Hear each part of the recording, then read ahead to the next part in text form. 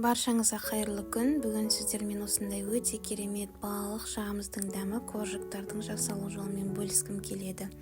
Ең алдымен қантымызға ыссы сүтімізді құйып, жақсылап араластырып, қантымызды ертеміз.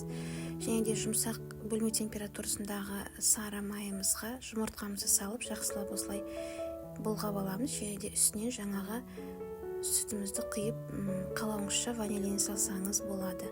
Жақсылап араластырып аламыз. Және де қамыр қосқышымызды салып, үстінен електен өткізілген ұнымызды салып, жақсылап жұмсақ қамыр илейтін боламыз. Қамырымызға ұнды көп салып жібермейміз, өзі осындай жабысқақ болуы қажет. Және де ол өте жұмсақ болғандықтан онымен жұмыс жасау қиындау болады. Сондықтан оны тоңазытқышқа салып аламыз, жарты сағат, 1 сағат көлемінде. Содан соң осылай жайып аламыз, тапшыққа етіп жібермейміз.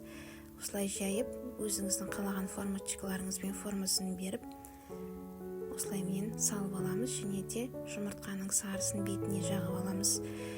Алдын ала қыздырылған пешімізге қуыршақтарымызды салып аламыз. 15-20 минутқа қызарғанша өзіңіздің пешіңізге байланысты.